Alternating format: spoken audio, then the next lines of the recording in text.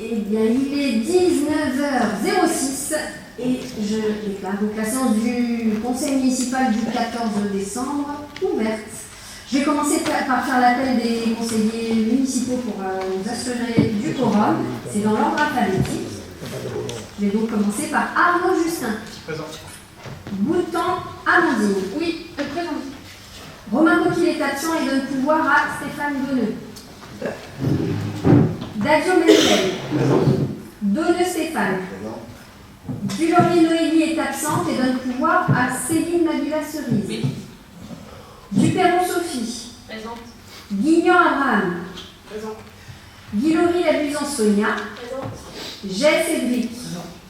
Lardet Maxime. Présent. Leroy Vanessa. Présente. Nabila Cerise Céline. Présente.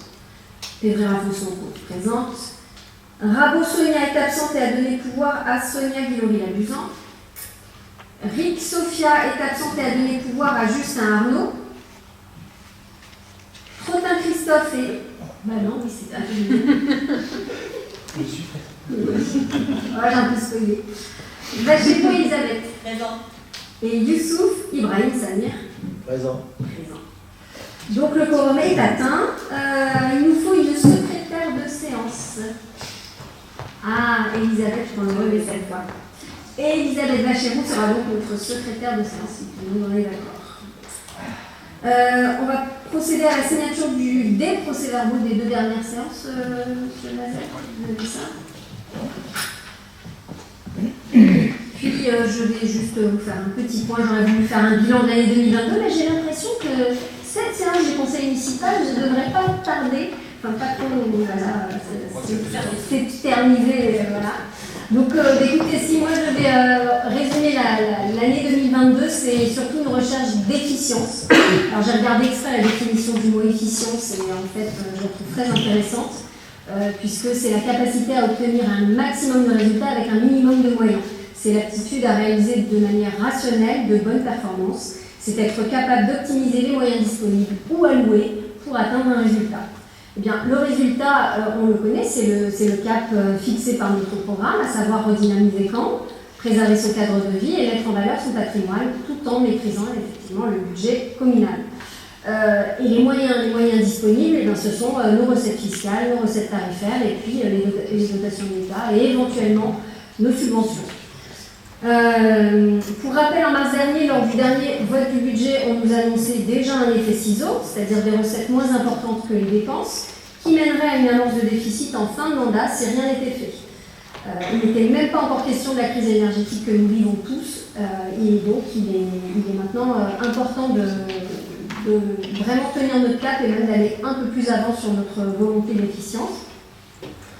Alors, comment inverser la tendance pour maintenir cet équilibre budgétaire et même encore plus, comment se donner les moyens de nos ambitions sans toucher à la fiscalité des ménages, puisque toucher à la fiscalité, c'est-à-dire aux impôts et aux impôts tout simplement, c'est vraiment le dernier des leviers à activer et nous avons encore énormément de possibilités pour aller chercher des recettes. Donc la solution, c'est encore une fois l'efficience.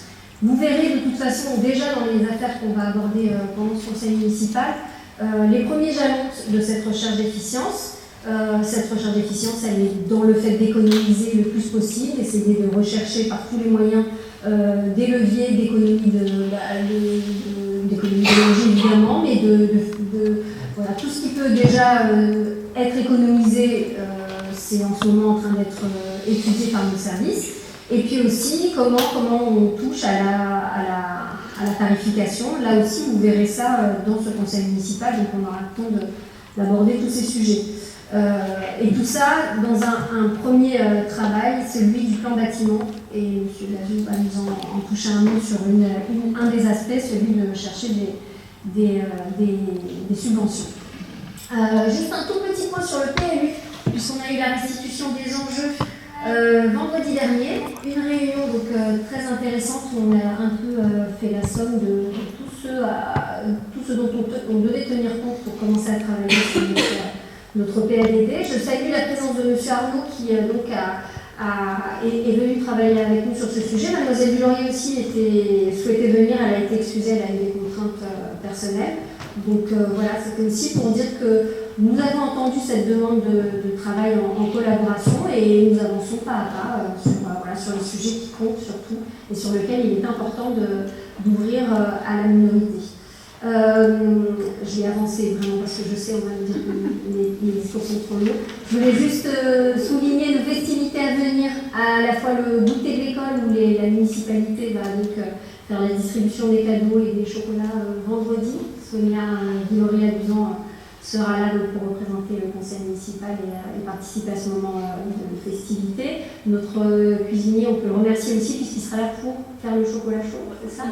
Donc voilà, ça se passera au réfectoire, encore un joli moment. Samedi, on aura le concert de Noël, donc samedi soir, donc pareil, on attend du monde, à l'église. Et puis donc dimanche, le marché de Noël. Et de toute façon, nous allons aussi en reparler puisque ça fait partie des affaires délibérées ce soir.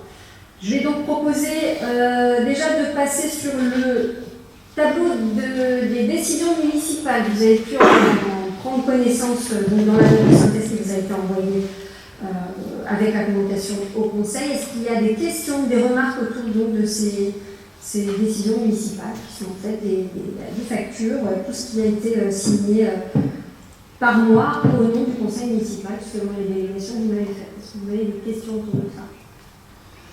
C'est bon pour tout le monde? Très bien. On va passer aux affaires budgétaires et je vais donc passer la parole à Monsieur Manuel Davio, qui va donc parler très fort, c'est ça? Je suis seule à avoir le micro. Merci Madame la maire. Alors, l'ordre du sujet, le premier sujet, c'est la demande de dotation d'équipement du territoire ruraux dans le cadre du projet de transformation de l'ancien centre des finances publiques. Alors, je vais synthétiser, parce que vous avez vu dans le dossier, c'est assez long. Alors, tout d'abord, une demande, donc une DETR, qu'est-ce que c'est? Donc, c'est une dotation accordée aux collectivités territoriales, répondant à un critère de population concernant les établissements publics et les communes en dessous de 2000 habitants, moins de 2000 habitants. Le taux d'attribution varie entre 20 et 35% selon la nature du projet. Et chaque nature du projet, bien évidemment, est plafonnée. Donc, vous pourrez tout ça, il y a des fiches, hein, tout ce que je vous cite, c'est des chiffres que j'ai trouvés sur le site de la préfecture. Les dossiers concernant ces demandes de dotation doivent être déposés avant fin janvier. Donc on est assez serré. Et donc concernant notre ancien centre des finances publiques, donc nous avons donc plusieurs projets, nous avons aussi quelques porteurs de projets, mais avant de pouvoir faire quelque chose, il faut bien évidemment mettre aux normes tous ces bâtiments, au moins ce bâtiment-là. Donc il y a beaucoup de mises aux normes électriques, hein, tout ce que l'on peut entendre en tant que mise aux normes. Donc nous avons estimé, nous avons fait un premier devis assez rapide de 385 000 €. Donc pour cette demande de dotation, et donc chaque demande de subvention doit passer au conseil municipal. Voilà, c'est l'objet du sujet. Donc si vous voulez plus d'informations, des questions, vous mettez à vos techniques. Parfait. Alors juste par contre, pour bien comprendre la philosophie du sujet, c'est que là on met un peu la charrue avant les bœufs, puisque ce sont des impôts, on en est encore vraiment à l'étude. Vous avez préparé d'ailleurs, vous avez très bien travaillé, je crois que c'est sur le projet plan bâtiment, il y a une équipe qui s'est constituée pour faire, alors moi j'appelle ça un appel à candidature, vous avez trouvé un nouveau terme, c'est un appel à manifestation d'intérêt, on aime bien, ça fait un acronyme très joli, un AMI. Donc c'est une annonce tout simplement qui va être diffusée par la commune aux habitants cambais, en priorité évidemment, pour peut-être dénicher un porteur de projet intéressant, sérieux et qui pourrait être intéressé par la location de ce bâtiment. Là pour l'instant on a déjà reçu énormément de demandes, mais on n'a fait que finalement rencontrer les gens qui venaient vers nous de manière spontanée. Maintenant, il faut passer de l'autre côté, être un peu plus proactif et solliciter, nous aussi. On a commencé aussi à comprendre, selon les demandes des gens reçus donc par Manuel Davio et Maxime Laroulel, quel type de projet pouvait être installé dans ces locaux. On comprend à peu près quelles sont les contraintes techniques, de travaux, etc. Il y a vraiment beaucoup de sujets autour de ça. Il y a des porteurs de projets qui peuvent faire les travaux à l'intérieur des bâtiments, d'autres ne souhaitent pas le faire, d'autres souhaitent être uniquement locataires. Il y a vraiment une myriade de solutions. Donc, fort de toutes ces expériences, on se dit qu'il est temps maintenant déjà de diffuser à la population, parce que ce serait dommage de passer à côté d'un projet intéressant. et peut-être en plus Cambrai. Ça nous permettra après de constituer une équipe, un jury, qui va travailler sur l'attribution des locaux et aux porteurs de projets. Est-ce que c'est correct ce que je dis là? Est-ce que vous l'en dites? Voilà, On donc n'a pas parlé de l'AMI encore. Oui. Bon, nous, on peut le dire parce qu'on ne devrait pas tarder à diffuser. Ça va être diffusé dans les prochains jours puisque le dossier est prêt. Notre responsable. Voilà.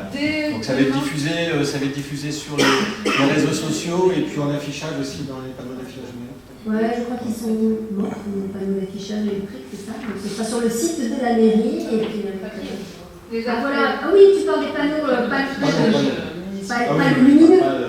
Moi je reste sur le lumineux qui est mort. Oui, les autres, les panneaux officiels. On peut parler au passé parce que la vidéo va être d'ici 2-3 jours en ligne et l'AMI sera déjà diffusée. Donc normalement, ceux qui regardent la vidéo, l'AMI est accessible sur le site internet et sur les réseaux sociaux. Voilà. Est-ce qu'il y a des questions sur cette demande de DETR qui est donc un petit peu une anticipation de ce qui se passera après, mais il fallait chiffrer. Monsieur Arnaud.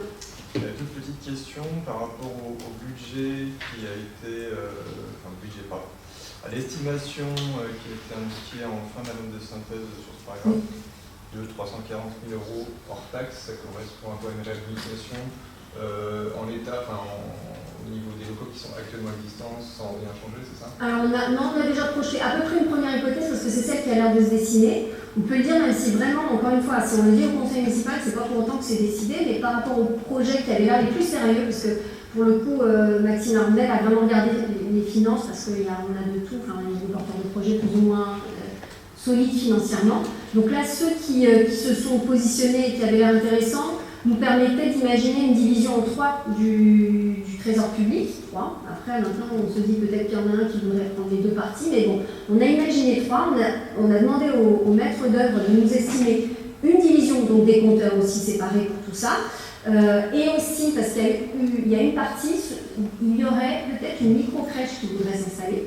Et la micro-crèche, il y a des travaux spécifiques que eux sont prêts à porter eux-mêmes, mais on s'est dit si c'est eux ou d'autres, si c'est quelque chose en rapport avec la petite enfance, il faut aussi imaginer, on lui a demandé d'imaginer si c'était nous qui portions ça, parce que pour le coup, on a droit à des subventions quand on aménage ce genre de locaux, donc combien ça donnerait. Donc c'est vraiment, on s'est dit autant chiffrer l'enveloppe la plus haute, peut-être qu'il n'y aura jamais de petite enfance là-dedans, peut-être que ça va être que des traiteurs, on a des traiteurs aussi qui sont intéressés, du médical, bon voilà, ce serait vraiment juste une coquille vide avec toute une installation aux normes et puis c'est tout, les accès PNR. Par contre, très important, il n'a pas mis là-dedans parce que les DETR ne touchent pas cette partie-là. Il va nous faire aussi un chiffrage à part pour tout ce qui est isolation. L'isolation, ce sera aussi une autre subvention, c'est très bien subventionné, mais ça ne fait pas partie de quelque chose que la DETR porte. Donc il va nous faire un autre devis pour qu'on ait aussi quelque chose à proposer dans le cadre de tout ce qui est subventionnement à la rénovation énergétique, etc. Donc c'est tout sauf l'isolation qui risque d'être une isolation par extérieur d'ailleurs.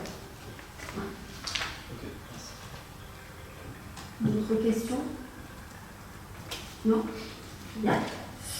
Alors, les propositions soumises au conseil municipal sont de valider l'opportunité de solliciter la DETR pour financer une partie du montant de l'opération de réhabilitation de l'ancien trésor public et d'autoriser Madame la maire à procéder à l'ensemble des démarches juridiques et financières afférentes. Qui s'abstient? Qui est contre? Et qui est pour? Merci, c'est validé à l'unanimité.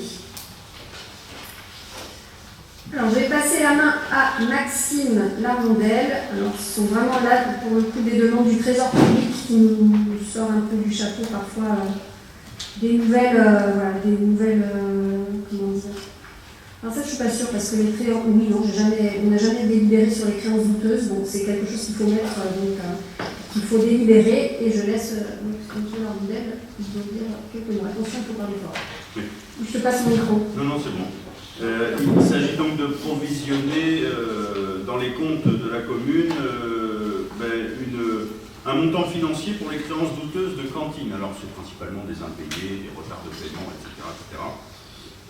Donc le comptable public doit recouvrir les recettes de ces services publics et à l'obligation maintenant, c'est une recommandation assez forte du Trésor public, de constituer une méthode pour recouvrir à ces créances douteuses et surtout une méthode comptable pour les enregistrer dans les comptes de la commune pour éviter les surprises désagréables d'un exercice à un autre. Donc il nous est proposé une démarche en 5 années, donc l'année courante, où là on se dit qu'on va pouvoir aller chercher les recettes, donc on provisionne 0. L'année N-1, on se dit qu'on a encore des chances de recouvrir les recettes, donc on provisionne 0. Et les années 2 et 3 et antérieures, il nous conseille de provisionner 15% du montant des créances en recettes perdues définitivement. Donc il nous demande de positionner donc, à ce titre-là, au titre de l'année N-2, un peu plus de 1 602 € de créances douteuses considérées comme étant non recouvrables.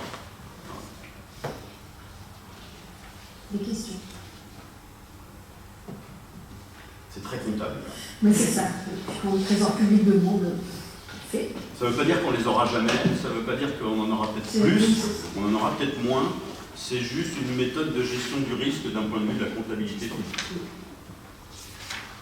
Parfait. Alors, s'il n'y a pas de questions ni de remarques, je vous soumets donc les propositions soumises au conseil municipal, qui sont de valider l'opportunité de réaliser une provision au titre des créances douteuses selon la méthode forfaitaire progressive proposée par le Trésor public, à savoir créances année courante 0%, année N-1 0%, N-2 15%, N-3 15% et créances antérieures 15%. Au regard des éléments susmentionnés, valider le montant de provision pour l'année 2022 d'une valeur de 1 602,84 € et d'autoriser Madame la maire à procéder à l'ensemble des démarches juridiques et financières afférentes. Qui s'abstient? Qui est contre et qui est pour? Merci, ça a été voté à l'unanimité.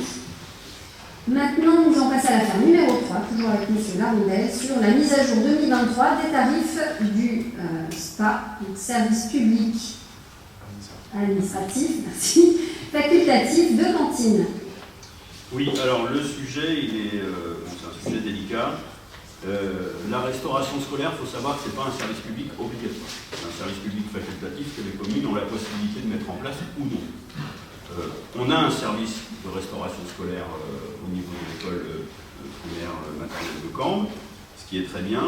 Après, dans un service public, il y a deux manières de le financer. Soit la commune décide de le financer intégralement, c'est une régie, soit elle décide de le financer partiellement, et dans ces cas-là, elle doit mettre en place une gamme tarifaire pour essayer d'équilibrer un peu ce service. Le but du jeu d'un service public n'étant pas d'être rentable ou bénéficiaire, mais d'être au minimum équilibré, enfin le plus possible équilibré. Ce que disait Madame la maire tout à l'heure, l'effet ciseau, la hausse de l'énergie, la hausse des matières premières, etc., ben on est en plein dedans. À savoir que pour le repas moyen en 2022, là ça y est, on est déjà confronté à ces tarifs-là. On a eu une augmentation de 30 centimes par repas du coût des matières premières de l'alimentation. Et on table sur une augmentation au minimum de 30 centimes aussi par repas, rien que pour l'énergie, l'électricité et le gaz. Sachant que là, on a une vision très court-termiste, parce que peut-être que dans 6 mois, les 30 centimes, on en sera loin. Donc, se pose la question de la tarification des repas. On a un système qui est un système équitable aujourd'hui, par tranche de quotient familial, donc du quotient 1 au quotient 5 en fonction des revenus des ménages. Donc la volonté, c'est pas de casser ce système-là, parce que ça nous semble juste. Par contre, on a quand même une inflation au minimum entre 7 et 12%, si je considère 2023 avec 2022. On a une hausse du coût des matières premières, une hausse du coût de l'énergie. En parallèle de tout ça, on a le prix du repas le plus faible de la communauté de communes, de loin. Alors, ce qui était une bonne chose tant que la commune pouvait se le permettre, aujourd'hui, c'est plus le cas. Donc, ce qu'on cherche, c'est pas à gagner de l'argent sur le service public de la restauration scolaire, mais c'est de maintenir l'équilibre qu'on avait jusqu'alors. Et pour ça, on est obligé d'augmenter les tarifs. Sinon, c'est la commune qui va devoir verser, et on va complètement déséquilibrer les équilibres financiers qu'on avait précédemment, à savoir, en gros, le bâtiment, les salaires, etc. C'est la commune qui reste financeur C'est-à-dire intégral l'impôt. par l'impôt, voilà. Et donc ça représente 50-55% du prix d'un repas, mais la tarification de la cantine finance les autres 50%. Si on n'augmente pas les repas, elle ne financera plus que 30%. Donc la proposition est pour revenir à un équilibre de 50-50 pour que les familles supportent une partie des repas et la commune le reste. Alors on crée aussi une double tarification, parce que comme on vient de le dire, 50% des repas sont financés par la commune, par l'impôt, mais il y a des gens il y a des élèves, des enfants qui sont à cette école qui n'appartiennent pas à la commune de Caen, donc ils ne contribuent pas au titre de l'impôt.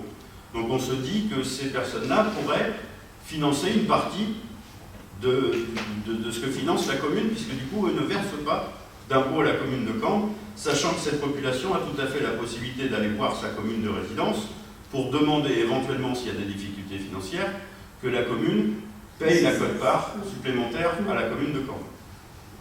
Alors, c'est sous des conditions de ressources, hein, on est bien d'accord. Donc ce qu'on vous propose, c'est une augmentation de la tarification de la cantine en maintenant les coefficients familiaux de 1 à 5, et donc d'avoir une grille qui irait pour le Cambet de 2,40 € à 3,60 € et pour le non-Cambet de 3,70 € à 4,50 €. C'est ce qui est appliqué dans la plupart des communes de la CDC, et on resterait un petit peu en dessous des tarifs moyens de la CDC. Et sachant que sur les dernières années, les constatations qu'on fait avec l'analyse, notamment l'audit des besoins sociaux de la commune, etc., font état que c'est plutôt les tranches supérieures du quotient familial qui augmentent en volume par rapport aux tranches inférieures. On parle là pour un mois plein, hein, si on fait une projection pour mon compte, moi de père de famille, sur un mois plein, si je suis dans la tranche de coefficient familial la plus élevée, je vais avoir à peu près 9 € de dépenses supplémentaires. On est entre 3 et 9 € suivant votre tranche de quotient familial pour un mois plein. Sachant que les mois pleins d'école en termes de cantine, c'est un mois sur deux. Il y a des vacances scolaires toutes les 6 semaines. Puis tu parlais d'équité, et dans l'équité, c'était aussi le taux d'effort qui est réparti, justement, pour maintenir aussi cette équité, c'est de ne pas faire payer cet effort par rapport à l'inflation, non pas sur les petits, voilà, que ce soit aussi équitable. C'est un effort progressif en fonction des tranches de quotient. Les tranches de quotient les plus basses ont l'effort le plus faible, et ça monte crescendo. C'est un effort qui est étalé entre 6 et 15% en fonction des tranches de quotient familial. Est-ce qu'il y a des questions? Ah oui. Non, je suis un peu pantois devant ces tarifs, pour plusieurs raisons. La première raison, c'est que pourquoi pas une augmentation, ça peut se comprendre en raison du coût de l'énergie, etc. Des matières premières, donc j'imagine que le fournisseur a augmenté ses tarifs. Oui, depuis juillet. Okay. Si je fais le petit calcul que vous avez indiqué, ça fait une augmentation de 11% des coûts. Moyen, oui. 60 centimes par rapport à 5 €. Ouais. Si je prends l'augmentation, elle est de 11% pour les plus bas tarifs et de 20% pour les plus hauts tarifs. Donc là, je ne comprends pas trop en fait la logique. C'est-à-dire qu'on en profite pour faire une vraie augmentation. Oui. Et pas seulement pour assumer le coût de l'augmentation des matières premières, etc. Donc ça, je trouve que ce n'était pas très clair dans la manière dont c'était présenté. Et je ne suis pas d'accord avec le fait d'augmenter encore, puisqu'on a déjà augmenté. Pourquoi je ne suis pas d'accord? Parce qu'il y a aussi une question de revenus au niveau de la CDC. On compare toujours à la CDC. Est-ce que vous connaissez un petit peu les revenus moyens de la CDC par rapport à nous? Vous savez où on se situe à peu près? Oui, en fait, il y a une mutation de population depuis quelques années, et on est aujourd'hui à Caen avec un revenu moyen qui est supérieur à Bordeaux, par exemple. Alors, le médian. Le médian, oui. Une fois qu'on a dit ça, c'est statistique, c'est INSEE. Ah aussi, par rapport par exemple aux tours où il y a vraiment... Alors je suis allé chercher des chiffres quand même. Ouais. Parce que du coup, je pose la question. On est le troisième en partant de la fin. Il y a le tour effectivement, donc vraiment, et après quand même. Le taux des langues sont à 2002 à peu près, nous on est à 2005, et ensuite, pour des communes comme Latresne, on est à 3007, Morèche 2008, Lignan 3100, Quinsac 3100, Tabarnak 2500, Camblaine 3000, Saint-Caprais 2006 et Sénac 3002. Donc à un moment donné, il y a aussi peut-être une réflexion par rapport à ça, à se dire on est obligé de se coller sur toute la CDC, sachant qu'ils sont tous au-dessus de nous quasiment. Ils y sont encore. Ils sont encore au-dessus de nous. On n'est pas arrivé à leur niveau. D'après le tableau, pas du tout. Non, mais au niveau des prix cantines. Au niveau des prix cantines, ils ont tous augmenté et ils sont encore au-dessus de nous. Ils sont en moyenne, ils sont à 2,85 et nous, on est à peu près au niveau de la moyenne. On est en pondéré, on est en dessous. 2,85. Donc, franchement, je ne comprends pas du tout cette augmentation, au moins qu'elle soit aussi forte. Voilà. Il y a un deuxième argument, dont on n'a pas du tout parlé, qui est les prix pour les adultes. Oui. 8,50 €. J'ai fait une petite enquête aussi au niveau des différentes communes, on parlait de Bordeaux. Le prix à Bordeaux pour les adultes, notamment les maîtresses qui les mettent, c'est 4,50 €. À Bouillac, c'est 3,83 €. Et je pourrais continuer comme ça. Toutes les communes, il n'y a aucune commune qui a ce tarif-là. Ici, c'est 7,70 d'ailleurs. Oui, mais c'est choquant en fait. C'est-à-dire qu'à un moment donné, on empêche quasiment les maîtresses de venir manger dans leur école. C'est pas normal qu'il y ait un tarif aussi excessif. Alors, est-ce qu'on compare des prestations équivalentes? Sachant que le prix du repas est à 5 €, estimé à 5 €. À mon avis, sur des prix à 4 ou 5 €, c'est plutôt des chaînes style Sodexo, etc., qui gèrent les cuisines. C'est pas le cas ici. On a estimé le prix du repas à 5,20 € plus 60 centimes d'augmentation, donc 5,80 €, ce qui fait qu'on fait encore du gras sur les adultes. Enfin, je trouve pas ça normal. C'est pas la même quantité qu'un enfant. C'est un prix moyen du repas. À un moment donné, aussi, moi j'ai que ça comme tarif. C'est un repas complet. Donc ça, moi je trouve ça très choquant aussi, parce qu'on est 2 fois supérieur à Bordeaux. On est 12 fois c'est pas la même supérieur à prestation, Bouillac. je pense. Si on passe en Sodexo ici, les prix vont baisser. À Camblaine, on ne peut pas dire que c'est quelque chose qui est bas de gamme, parce que c'est vraiment quelque chose où c'est du bio, c'est du local, etc. Ils font beaucoup d'efforts, ils sont à 6 €. Donc là, moi je trouve ça extrêmement. Mais ici, on est déjà à 7,60 €. Pour l'instant, ça n'avait pas été comme ça écrit très clairement. Donc peut-être qu'il y a une tarification qui était appliquée, qui était un peu. Voilà. On a appliqué la hausse moyenne de 10-11% aussi au tarif adulte. D'accord, et je pense que ce tarif adulte, il est excessif et pour l'instant, je ne crois pas qu'on l'ait voté. Si, c'est par rapport à ce qui était déjà voté l'année dernière, tout ce qui était là. Ça ne me dit vraiment rien de 70 en délibération. La dernière fois que ça a été voté, c'était lors de la mise en place des 32 QF. Et il y avait déjà cette grille en fait qui déjà tenait compte du tarif adulte. Ouais. Ça ne change pas de mon avis là-dessus, ça me paraît logique. Enfin, un point qui n'est pas les moindres, on parle des tarifs pour les non-cambés. Bon, je comprends la logique. En revanche, il y a des choses qui me surprennent. Le premier, c'est que c'est des enfants qu'on a acceptés quand même à l'école. C'est des enfants qui sont là depuis un petit moment, puisque les nouveaux non-cambés, on ne les accepte pas trop. On va quand même privilégier les cambés parce qu'on a des effectifs qui, effectivement, vont augmenter dans l'école. Donc en fait, c'est un peu une punition qu'on leur fait. C'est-à-dire qu'à un moment donné, est-ce qu'il n'y a pas des familles qui vont faire le choix de les retirer de l'école ou de les retirer de la cantine pour ça? C'est possible. Vu les prix, quand même, c'est quasiment certaines prestations. Je prends les plus faibles, ceux qui ont le coefficient le plus faible, c'est énorme l'écart. On passe de 2,4 à 3,7. Et d'ailleurs, l'écart est beaucoup moins important pour les coefficients les plus élevés. J'ai pas trop compris pourquoi on fait ça. Donc là, pour moi, c'est une punition, et je vais prendre des exemples concrets, parce que j'en ai aussi. Quelqu'un qui, par exemple, va être amené à divorcer, qui va vouloir, avec un ménage qui se sépare, c'est assez compliqué pour les enfants, et les parents vont être obligés de se mettre dans les communes à côté. Ça arrive souvent. Parce qu'on cherche un appartement, on sait que sur Caen, il n'y a pas beaucoup de petits logements, et donc on est obligé de se. Donc ça veut dire qu'on va peut-être retirer les enfants de l'école, c'est les laisser peut-être, parce qu'ils ont leurs copains, etc. On va leur faire payer plus cher, ça? Moi, je ne suis pas d'accord avec ça. Et je trouve que notre approche par rapport aux tarifs adultes, aux non-cambés, etc., elle est excessive et qu'elle n'est pas raisonnable. Je crois que j'ai tout dit. Parfait. Est-ce que d'autres personnes veulent intervenir? Non? Merci. Bien, alors, s'il n'y a plus de remarques, nous allons passer aux propositions soumises au conseil municipal.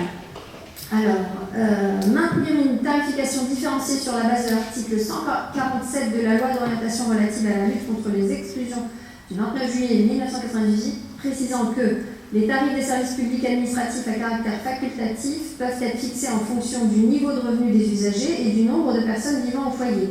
Les droits les plus élevés ainsi fixés ne peuvent être supérieurs au coût par usager de la prestation concernée. Les taux ainsi fixés ne font pas obstacle à l'égal accès de tous les usagers au service. De maintenir le quotient familial comme base de définition des différentes catégories de tarification. Et au regard de l'absence de financement de ce SPA facultatif par l'impôt pour les non-résidents contrairement aux résidents, de créer un tarif spécifique aux usagers non cambais qui soit plus élevé comme le permet la loi en la matière. Valider à compter du 1er janvier 2023 les nouveaux tarifs de cantine scolaire suivants, définis par le quotient familial en vue de répartir plus équitablement son financement entre usagers et contribuables. Donc vous avez la grille des tarifs, on en a parlé tout à l'heure, et donc d'autoriser Madame la maire à procéder à l'ensemble des démarches juridiques et financières afférentes. Qui s'abstient? Qui est contre? Et qui est pour? Merci à tous. Eh bien, on va continuer sur les tarifs. Donc, l'affaire numéro 4, modification de la politique tarifaire du service public de mise à disposition de salles de réception événementielle Bellevue. C'est encore à vous. Merci, Normand. Donc la salle Bellevue est un ERP, établissement qui reçoit du public, communal et qui appartient au domaine public de la commune de Cambes. Tout le monde connaît cette salle. Les tarifs de mise à disposition aujourd'hui sont artificiellement bas. Et de plus, elle n'est pas ouverte aux non-cambais. L'idée maîtresse, c'est de se dire, déjà, si elle était ouverte aux non-cambais, peut-être qu'on pourrait plus utiliser cette salle, plus la mettre en valeur, plus la rentabiliser, et donc que la part contributive des recettes tout public qui va payer les frais de fonctionnement assez conséquents de cette salle sera plus élevée.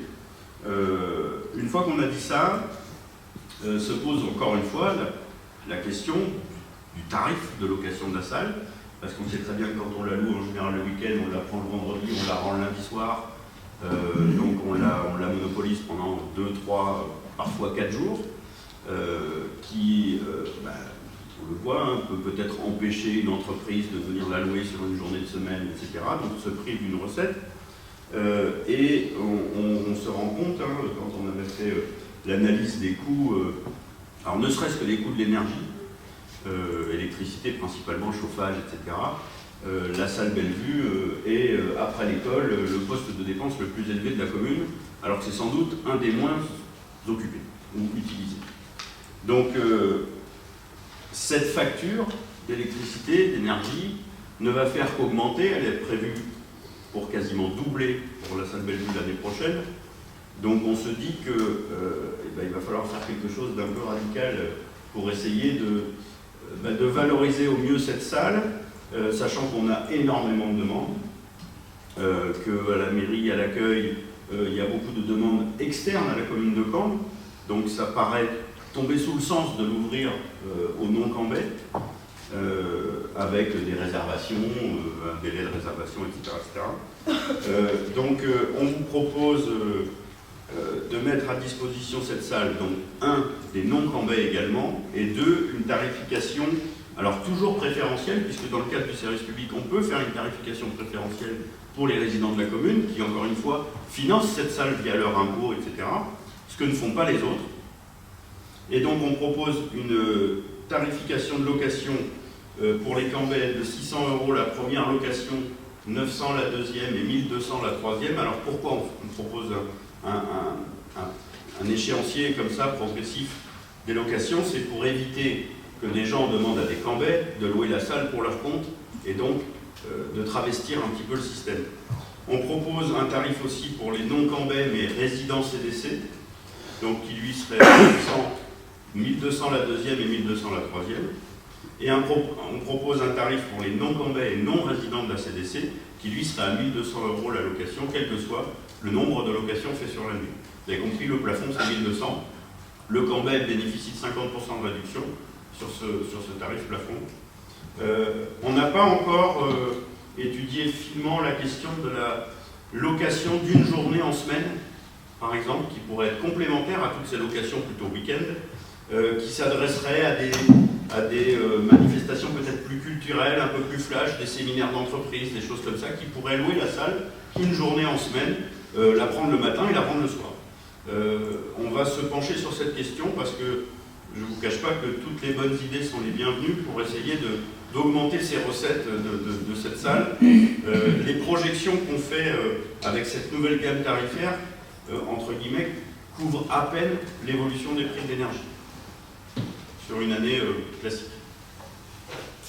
Et je voudrais aussi rebondir sur une remarque qui nous a été faite au préalable de Mlle Dulaurier, et c'est une remarque très, très importante et judicieuse, et donc une précision à apporter.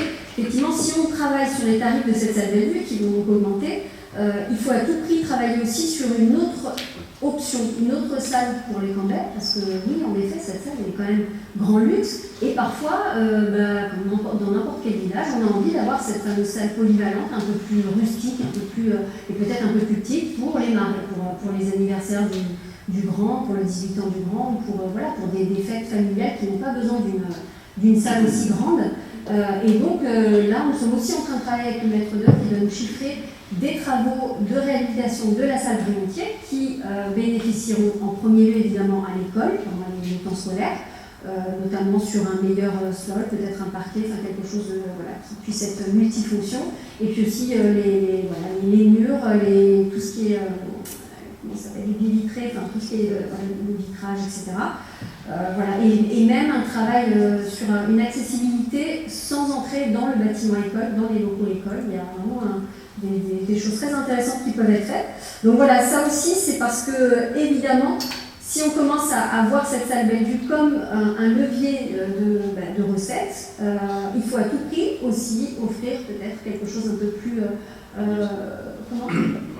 raisonnable, modeste, en tout cas plus accessible à tous, voilà, et plus facilement utilisable. Est-ce qu'il y a des questions, des remarques, des ajouts? Monsieur Arnaud. Merci. En préambule, je dirais que je ne suis pas opposé à l'augmentation du tarif, parce qu'effectivement c'est pas cher et une nécessité de financement. Juste pardon, parler plus fort, je n'ai pas J'étais pas du tout opposé à l'augmentation du tarif parce que c'est nécessaire en raison notamment de l'augmentation des énergies, et puis de manière générale on sait que cette salle n'est pas rentable, rentable c'est minimum, elle ne se paye pas elle-même du tout. En revanche, je m'interroge sur un éventuel mécanisme de priorisation pour les cambettes. Parce que c'était quand même quelque chose qui était important pour l'instant, c'est que quand on était campé, on pouvait réserver la salle. Et c'était quand même quelque chose qui était un bien commun et qui était quand même apprécié par tout le monde, je pense. Et autant pour les associations que pour les particuliers, vous parliez du mariage tout à l'heure par exemple, ça peut être vraiment intéressant de pouvoir continuer à réserver. Et j'ai peur que si on ouvre à tout le monde, ça va être très compliqué. Parce que ça va être un peu la part d'empoigne, et puis à un moment donné, est-ce qu'on priorise quelqu'un, c'est le premier qui a demandé, je sais pas. Donc est-ce qu'il n'y aurait pas une manière de prioriser les cambés en disant par exemple, je sais pas, je donne quelque chose de concret, entre septembre et décembre, et fin décembre, on propose aux cambés de réserver sur l'année prochaine, et puis ensuite on ouvre à la CDC par exemple. J'essaie de trouver, je pense qu'il faut qu'il y ait un mécanisme de priorité. Parce que s'il n'y en a pas, les cambés vont oublier ça. Voilà. Il n'y aura plus, elle sera plus disponible. Et je trouve ça très dommage. Voilà. Alors ce qui est sûr, c'est que de manière anticipée, le planning des réservations des associations est fait en amont du planning de réservation du tout public, parce qu'il y a des rendez-vous un petit peu attendus et usuels aujourd'hui. Donc ça, c'est fait. Même sans le retour des associations, moi, oui, pour gérer un petit peu le planning, je bloque d'office certaines dates, dates, notamment pour les assos. pour les événements. L'association des parents d'élèves, notamment, qui a toujours à peu près les mêmes dates, sur la kermesse, sur Noël et tout ça. Oui, tout à fait. C'est une bonne solution, effectivement, d'avoir peut-être une période vraiment de réservation. Bon, après, arrive le moment où, à mon avis, moi j'imagine, je suis campesse, je me dis, mince, j'ai loupé, c'est septembre à décembre, j'appelle en janvier, tant pis, effectivement, c'est un risque. Après, il y a un premier, alors ça, c'est un levier, c'est vrai, c'est une option, plus le fait, effectivement, que malgré tout, c'est quand même, on se rue moins sur une salle à 1 200 €, qu'à 600. Donc c'est peut-être déjà là une première priorité au Cambrai parce que c'est plus accessible. Mais il y a peut-être ce petit. Si on prend les mariages, pardon, les grosses Ouais. comptes, 1200 €, ça va Non, c'est rien du tout. vacciner les gens. Et par exemple, je pense qu'on pourrait faire une communication dans le journal. Ça pourrait être un billet pour informer les gens que il y a une grande priorité jusqu'à fin décembre, et puis après. Ouais. Oui, Le problème de la priorité, parce qu'on le faisait jusqu'à présent, en fait, il y avait des préoptions. On se laissait, la municipalité se laissait pour caler les festivités des associations jusqu'à novembre-décembre pour l'année qui suivait. Sauf que du coup, on se rend compte que beaucoup de gens, notamment pour un mariage, mettent une préoption, mais que en fait, décembre ou janvier, c'est trop tard pour valider une salle pour un mariage pour l'été qui suit. C'est pas possible. Donc du coup, ça bloquerait, et finalement, je pense qu'effectivement, tu as été dans ce cas-là, et effectivement, je pense que ça va même bloquer la location tout court, en fait, de privilégier. Alors pourquoi pas? Peut-être en amont, à ce moment-là, je veux dire, entre mars et juillet. Donc ça fait 18 mois à l'avance, parce que sur un mariage, notamment sur l'été, moi cet été, ça m'a quand même chagriné. J'ai fait 2 états des lieux sur la salle Bellevue. Sur la salle Bellevue, on a fait 2 mariages cet été. Ouais, c'est pas possible, parce que du coup, en fait, il y a beaucoup de gens qui disent non, c'est une préoption, je suis pas sûre de l'avoir, quand mon mariage est décalé, il faut que j'envoie mes invitations, c'est 6 mois, 8 mois à l'avance, si je veux pas être sûre d'avoir la salle, je vais ailleurs. Donc en fait, le problème il est là. Donc, ce qu'on peut se dire, c'est qu'effectivement, il y a un sujet autour de la priorité. Il ne faut pas que les Cambrais perdent leur salle, ça c'est sûr. On peut aussi se dire déjà que cette année, ça va être une année test, parce qu'on va voir si réellement on se rue sur cette salle ou si, malgré tout, il y a un problème sur l'offre et la demande. Est-ce que réellement, on ne loue cette salle au mariage que 2 mois, à la période qui est quand même le rush du mariage? Est-ce que c'est normal? Est-ce qu'il y a eu un problème au niveau des réservations? Ou est-ce que tout simplement, on a loupé le coche sur ça? Peut-être que cette salle, c'est encore un autre usage. À la base, je crois que cette salle a été surtout vue comme une salle culturelle. On se pose la question aussi, pour tout vous dire, d'aller rencontrer des prestataires qui font de la culture, qui offrent de la culture, pour essayer de voir si on ne peut pas plutôt se tourner vers ça, toujours en gardant bien sûr l'offre du mariage, mais on le sait, puis pour tout vous dire, c'est quand j'écoute mes collègues maires à l'entour qui rêvent tous d'avoir leur salle, c'est leur petit aréna, leur salle culturelle, Comblain essaye d'avoir une salle de spectacle, etc. Le maire de Quinsac me dit la même chose l'autre jour, je rêve d'avoir une salle de spectacle, et ils ont prévu de le faire, et il me dit, bon, ce ne sera pas la salle Bellevue, mais toujours un peu penaud, parce que la salle Bellevue, c'est la salle de référence. Donc peut-être que, et donc je me suis dit, en fait, je les regarde tous en me disant, mais pourquoi est-ce qu'ils veulent faire cette salle? Tous veulent faire ce que M. Portero a fait avant, sauf que cette salle qui était censée donc être une salle de spectacle, de rayonnement culturel, etc., on ne l'a peut-être pas utilisé aussi ce levier. Peut-être qu'il y a quelque chose à faire pour aussi la rendre un peu plus attractive au niveau. Et là encore, c'est un cadeau quand même, parce que si on arrive à faire venir du spectacle de qualité, des concerts, etc., dans nos convois, c'est aussi peut-être une nouvelle façon d'offrir quelque chose d'important. Cette salle est magnifique, il faudrait. Voilà, on ne sait pas encore comment, mais il va falloir aller chercher peut-être d'autres pistes pour mettre en corrélation l'usage et le lieu. Effectivement, là c'est la première étape en fait du projet Bellevue. La première étape c'était l'ouverture à tous, 2 la retarification, etc. La deuxième étape qui va commencer dès janvier, c'est effectivement l'analyse de qu'est-ce qu'on va mettre dans cette salle, qu'est-ce qu'on veut attirer comme recette supplémentaire, tout simplement. Est-ce que je la valorise en semaine? Comment je la valorise en semaine? Comment je la valorise le week-end? Est-ce que on la met... Comment on fait la communication autour de cette salle? Est-ce qu'on la met bêtement dans 1001 salles, le catalogue que toutes les entreprises ont accès pour leur séminaire? Ou est-ce qu'on fait un truc un peu plus fouillé avec des gestionnaires d'événementiel de la place de Bordeaux qui pourraient gérer de l'escape game, du team building d'entreprise, etc., etc. Le but du jeu, chaque journée non louée pour une salle coûte. Donc, alors après, on ne la louera pas non plus 365 jours par an, il ne faut pas se leurrer, mais peut-être qu'on peut faire mieux 2 fois dans l'année. Puis de toute façon, intensifier la location de cette salle va poser un autre problème, c'est que ce n'est pas notre métier. On n'est pas des prestataires de ce type-là, et on a quand même des services qui ont aussi d'autres choses à faire. On a des adjoints qui sont formidables et qui font l'état des lieux, etc. Mais à un moment, justement, même les moyens ne sont pas non plus adaptés aux ambitions. C'est-à-dire qu'il va falloir faire venir en effet de la location, mais à un moment, il y aura encore un nouveau plafond de verre qui est celui de on n'a pas assez de bras aussi. Donc, tout ça, ça va s'accompagner. C'est pour ça que c'est vraiment qu'une première étape. Effectivement, il fallait commencer par ça, mais on ne peut pas s'arrêter qu'à ça. Il va falloir un peu structurer ce projet. Et toujours en n'oubliant pas que si cette salle n'est plus la salle des fêtes, un peu tout événement, c'est qu'il y aura autre chose ailleurs. Il faut à tout prix développer l'offre de salles dans la communauté. Est-ce qu'il y a d'autres remarques? Non? Très bien. Les propositions soumises au conseil municipal sont de mettre à jour la politique tarifaire de mise à disposition de la salle Bellevue, jusqu'ici artificiellement sous-évaluée au regard de son coût important sur le budget municipal, son absence de valorisation au regard de sa vocation, son potentiel économique sur le marché concurrentiel, en vue de valoriser ce patrimoine, permettre son utilisation à toute personne en faisant la demande. Toutefois, au regard de l'absence de financement de ce service par l'impôt pour les non-résidents, contrairement aux résidents, créer un tarif spécifique aux usagers non cambais qui soit plus élevé, comme le permet la loi en la matière. En vue d'éviter tout abus de réservation pour le compte d'autrui non résident, définir une tarification spécifique à une utilisation cumulative de la salle sur une même année pour les personnes physiques.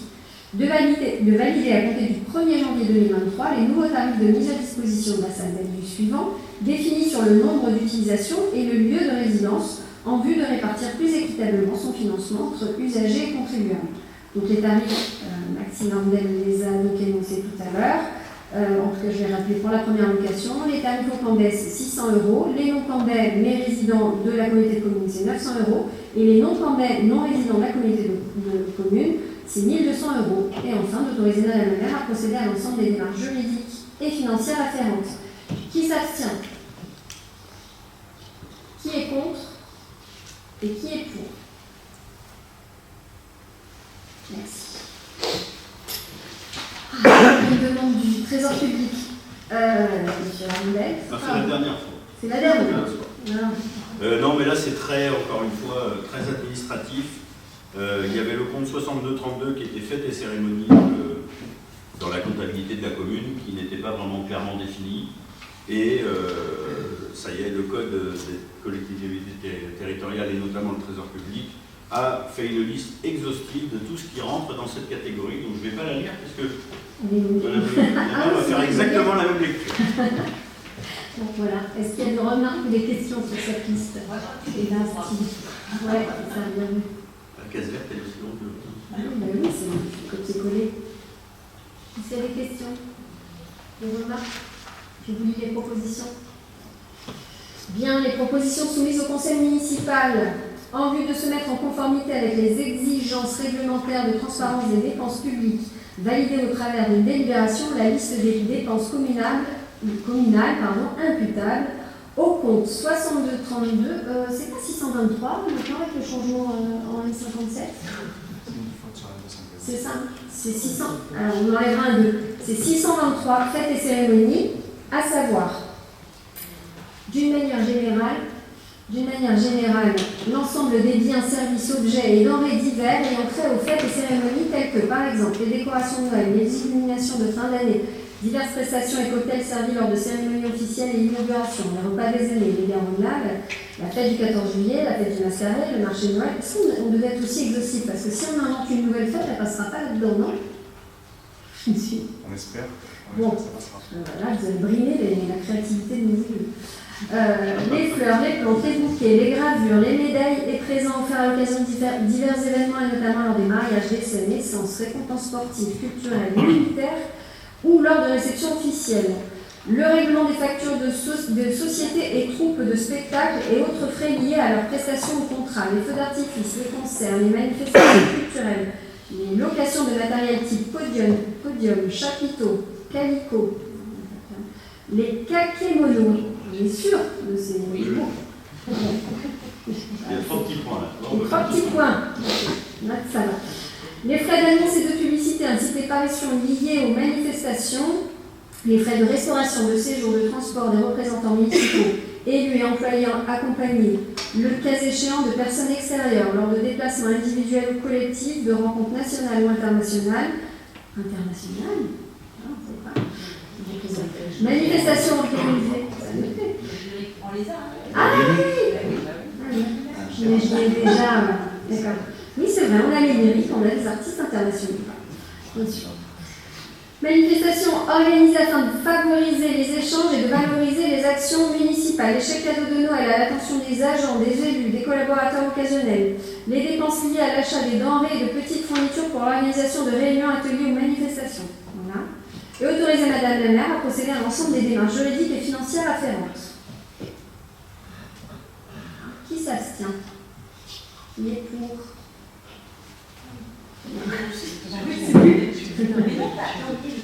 Ah oui, qui vote contre, c'est vrai. Bon, alors, pour à l'unanimité. Merci à tous. Enfin, la clôture définitive du budget de la Caisse des écoles. Donc, ce budget qui était un petit peu, étrangement utilisé par la commune. Donc, Vanessa, notre ancienne adjointe aux affaires scolaires, qui est un peu historique et qui va pouvoir nous dire pourquoi le Trésor public nous encourage maintenant à fermer ces caisses des écoles qui ne sont plus utilisées pour la bonne. Voilà. Oui, donc en fait, aujourd'hui, on a encore un budget caisse des écoles qui est utilisé, normalement, doit être utilisé en fait pour les fournitures scolaires, pour les besoins de l'école. Sauf qu'aujourd'hui, à Caen, depuis quelques années, d'après ce que j'ai compris, c'est utilisé exclusivement pour la cantine, autant pour les recettes que pour les charges. Donc du coup, ces frais-là et ces recettes-là doivent rentrer dans le budget principal. Donc nous allons imputer les recettes et les dépenses au budget primitif 2023 et nous allons laisser s'appauvrir, même s'il va être très pauvre en fin d'année, ce budget-là des écoles, parce que nous devons, pour pouvoir le clôturer définitivement, c'est-à-dire pour affecter le solde, qu'il soit négatif ou positif, nous devons ne pas avoir d'écriture comptable pendant 3 ans, si je ne me trompe pas, c'est 3 ans.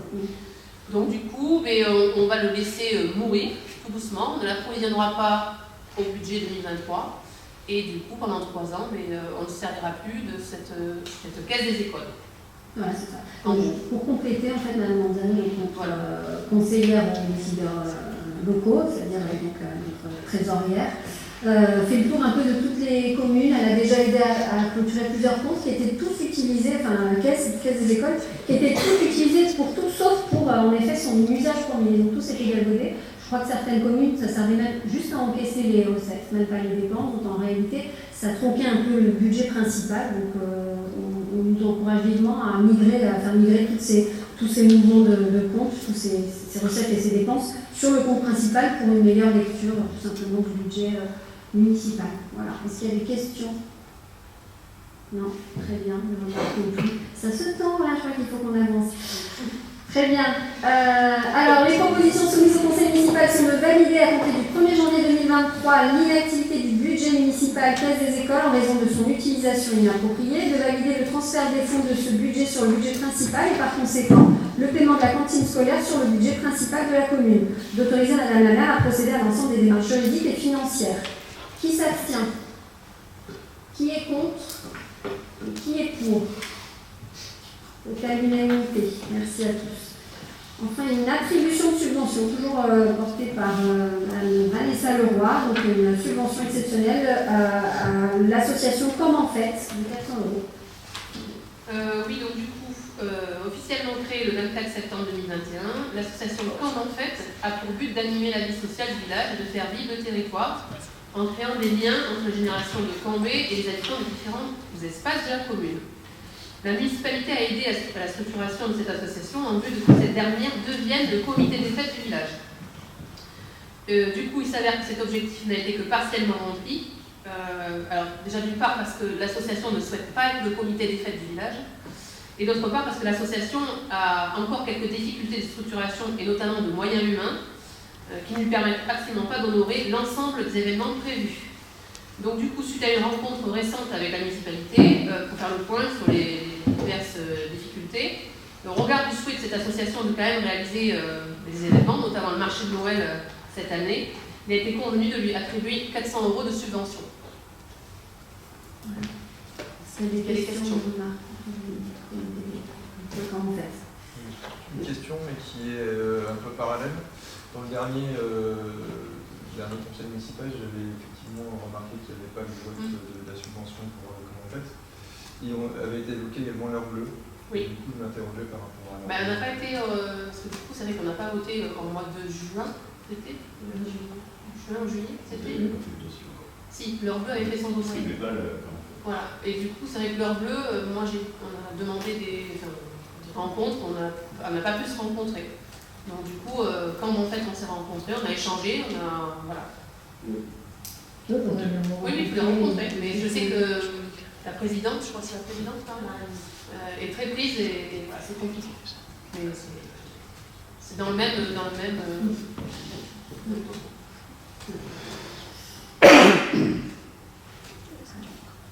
C'est bon.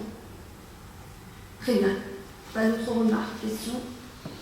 Alors, les propositions soumises au conseil municipal sont de valider l'attribution d'une subvention de 400 € à l'association de Camp en Fête et d'autoriser Madame la maire à procéder à l'ensemble des démarches juridiques et financières afférentes. Qui s'abstient? Monsieur Abraham. Qui est contre et qui est pour?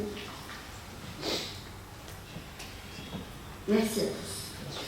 Autorisation de signature contractuelle. Alors,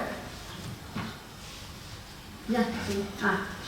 Alors, affaire numéro 8, validation de l'émission de 2 bons de commande dans le cadre du marché public groupé de réalisation de schéma directeur de gestion des eaux pluviales. Bon, on le connaît, c'est le sujet des schémas directeurs des eaux pluviales. Monsieur Stéphane Bonneux, on va être succinct. Ah oui, ça va être très vite en fait. Donc on a adhéré à ce schéma directeur des eaux pluviales avec 5 autres communes, La Traîne, Sénat, Carignan, Cambon et Saint-Gervais. Et en fait, l'estimation de départ a été revue à la hausse parce que le département ne souhaite plus subventionner ce projet. Bien que j'ai une réunion lundi soir et peut-être qu'ils vont revenir là-dessus, ça ne va pas être facile, mais je pense qu'on arrive à quelque chose. Donc ce qu'il faut savoir, c'est que dès le départ, on est obligé de passer donc, par le relevé topographique, le LIDAR, pour la cartographie. Et sans ça, en fait, on ne peut rien faire du tout. Donc si on ne le fait pas maintenant et qu'on veut le refaire après, ça va nous coûter une fortune parce qu'on ne pourra pas louer un seul avion en autoportant. Donc là, vu que c'est mutualisé. Donc ce relevé topographique a un coût pour la commune qui est de 2265 € hors taxe. Et ensuite, on a un autre relevé topographique de terrain, réseau et de ses ouvrages qui est de 7500 € hors taxe. Alors, ce qu'il faut savoir, c'est que ce deuxième relevé topographique du terrain, ça va être une aide pour l'élaboration de notre PLU, nous permettre de comprendre un peu tout ce qui s'est passé, notamment pendant les événements climatiques de juin 2021, et peut-être ceux à venir. Donc, pour l'instant, on va s'arrêter à ces prestations-là, parce que c'est un marché à bonne commande, donc on n'est pas obligé de prendre la prestation complète. Et dans tous les cas, ça va nous être très bénéfique. Voilà. Très bien. Des remarques, des questions? Très bien. Alors, les propositions soumises au conseil municipal sont de valider l'opportunité de réaliser les missions suivantes dans le cadre du marché à bon de commande. Un relevé topographique aérien ou LIDAR dont le coût pour la commune est de 2265 € hors taxe, soit 2718 € TTC. Un relevé topographique terrain du réseau et des ouvrages dont le coût pour la commune est de 7500 € hors taxe, soit 9000 € TTC, et d'autoriser Madame la maire à signer les bons de commande correspondants pour les montants précités, ainsi que de procéder à l'ensemble des démarches juridiques et financières afférentes. Qui s'abstient? Qui est contre? Et qui est pour? À l'unanimité, merci à tous. Affaire numéro 9, autorisation de signature d'une convention avec la communauté de communes relative à la mise à disposition de services de locaux dans le cadre de l'exercice de compétences communautaires. Donc, Vanessa Leroy. Oui, alors je vais lire le document parce que c'est le plus simple, c'est assez clair. Les communes membres de la communauté de communes des Portes de l'Entre-deux-Mers ont fait le choix dès l'origine de transférer la compétence sur la gestion des structures petite enfance, crèches, multi-accueil et les structures d'accueil de loisirs sans hébergement à l'intercommunalité.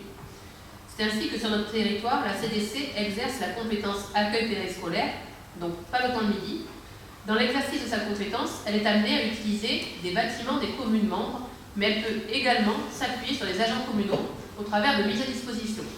Dans ce cadre, elle défraie la commune par application d'un forfait. Celui-ci a été défini en 2016. Et au regard de l'inflation, notamment du coût des salaires, mais aussi des fluides, les communes membres ont souhaité qu'il soit réactualisé. Dans ce cadre, un comité de pilotage, dont j'ai fait partie, donc c'était un comité de pilotage remboursement, a été mis en place en début d'année 2022 avec un représentant élu de chaque commune membre et le DGS de chaque commune. Il s'est réuni à 3 reprises durant l'année. Chaque réunion a été précédée de réunions techniques en groupe ou dans chaque commune. L'ensemble des éléments figurent dans le projet de convention en annexe, donc qui est dans l'annexe à la note. Et à noter que Cambre est dans une situation un peu particulière par rapport à ses voisins, car sur notre territoire, la CDC possède son propre bâtiment périscolaire et jusqu'ici ses propres agents, mis à part une agent technique qu'on met à disposition.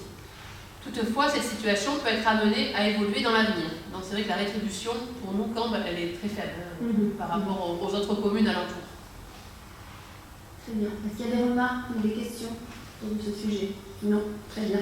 Les propositions soumises au Conseil municipal sont de valider l'opportunité de conventionner avec l'intercommunalité en vue de cadrer juridiquement et financièrement les relations entre nos deux administrations pour ce qui concerne la mise à disposition des services et de locaux dans le cadre de l'exercice de compétences communautaires.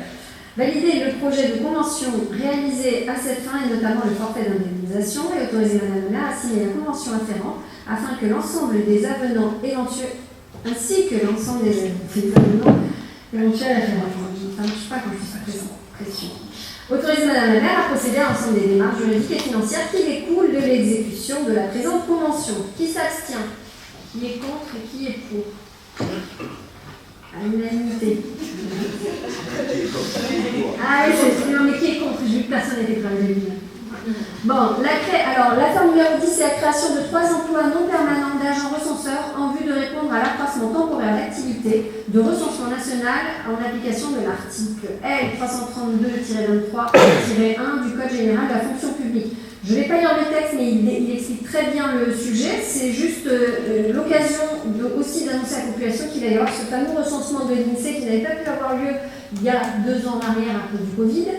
C'est très important et c'est une obligation pour les communes évidemment de se plier à ce recensement, de mettre à disposition des moyens. On est défrayé, mais pas à hauteur des 3 embauches temporaires.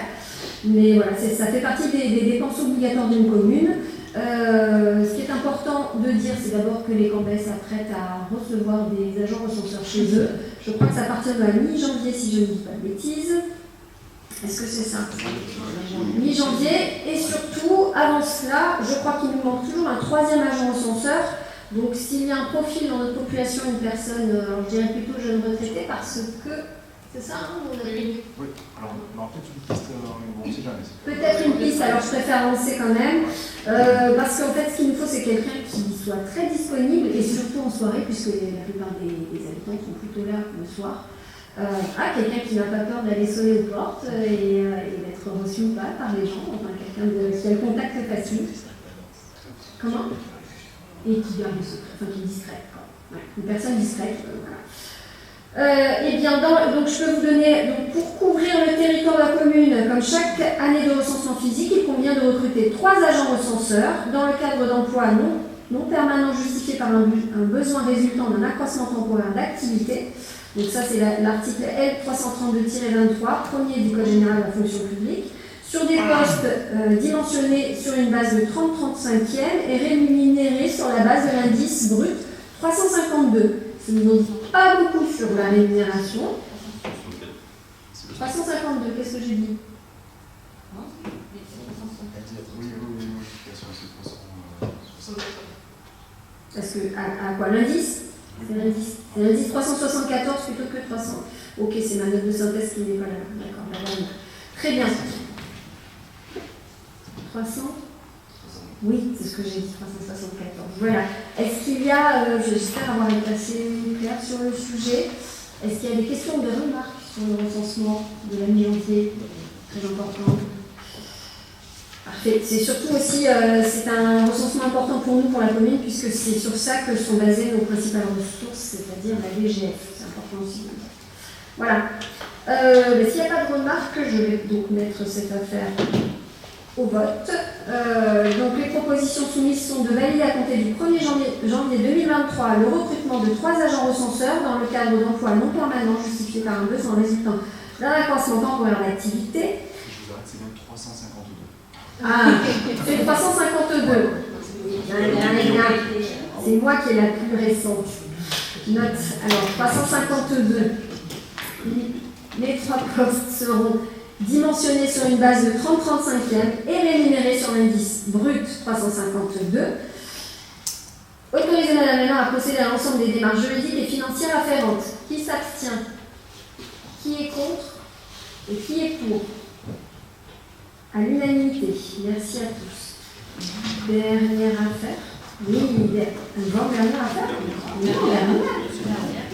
C'est une longue affaire parce qu'il y a des photos, mais elle est très rapide. Voilà. Donc là, c'est la 11e affaire, autorisation de signature d'une convention pour prise en charge par chacun des riverains du chemin des escaliers des frais de remplacement, donc de la rambarde sur la propriété privée. Oui, Monsieur alors, Stéphane Deneux. alors, comme vous avez pu le constater, les variantes du chemin des escaliers ont été changées. Elles sont très jolies d'ailleurs. C'est l'entreprise Novatec qui est en charge de ces travaux. Ils nous ont fait une offre plus avantageuse d'un montant de 17 361 € de moins que sur l'autre prestation. Alors ça comprend des montages et un montage, donc ça nous a quand même coûté 28 000 € la totalité.